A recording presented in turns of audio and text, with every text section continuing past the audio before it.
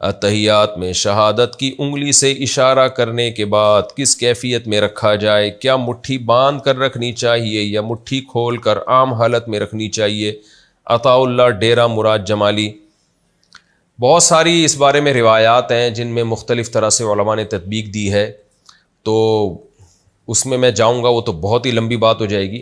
تو اس میں جو مفتی رشید احمد صاحب رحمہ اللہ کی تحقیق ہے اصل فتاویٰ کی، غالباً دوسری جلد میں پورا رسالہ ہے اس پر، اس میں بڑی زبردست انہوں نے پوری تحقیق لکھی ہے۔ اس تحقیق کا حاصل یہ ہے کہ یہ درمیانی انگلی اور انگوٹھے سے اس طرح سے چھلا بنایا جائے، اشہد اللہ پہ انگلی اٹھائی جائے اور الہ پہ جھکا دی جائے، گرائی نہ جائے، تو بس اتنا جھکا دی جائے۔ تو یہ طریقہ ان کی رائے ہے کہ سنت کے زیادہ قریب ہے، اور بھی فقہا کی اس بارے میں آ رہا ہے، کوئی بھی کسی رائے پر عمل کر لے ٹھیک ہے، حدیث میں اس بارے میں بہت وسعت ہے۔ لیکن یہ جو ہمارے یہاں بعض حضرات نے شروع کر دیا اس طرح سے انگلی ہلاتے ہیں، یہ ہمیں کسی حدیث میں نہیں ملتا۔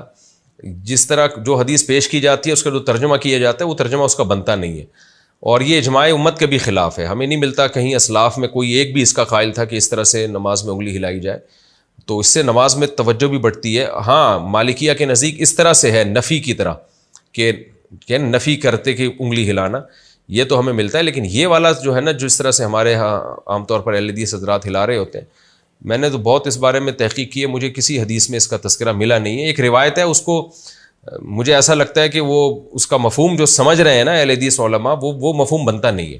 لیکن بہرحال اس میں مقصد اہل حدیث پہ طنز کرنا نہیں ہے، بتانا یہ کہ یہ کہیں بھی ثابت نہیں ہے۔ یہ جو کیفیت ہے نا، ہمیں اسلاف میں تو ملتا ہی نہیں ہے اس کا کہیں بھی کہ اس طرح سے انگلی ہلائی جائے، اور نماز میں اس پہ تشویش بھی بہت ہوتی ہے، کوئی ہلا رہا ہو آدمی کو تھوڑی الجھن ہوتی ہے۔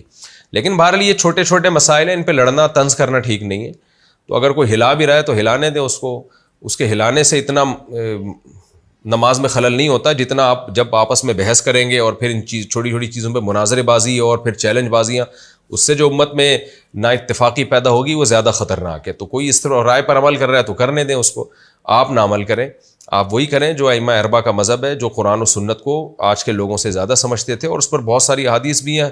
وقت ملا تو انشاءاللہ میں اس پر پورے ریفرنس کے ساتھ احادیث کوٹ کروں گا اور پوری ڈیٹیل کے ساتھ انشاءاللہ میں اس کا مسئلہ بیان کروں گا۔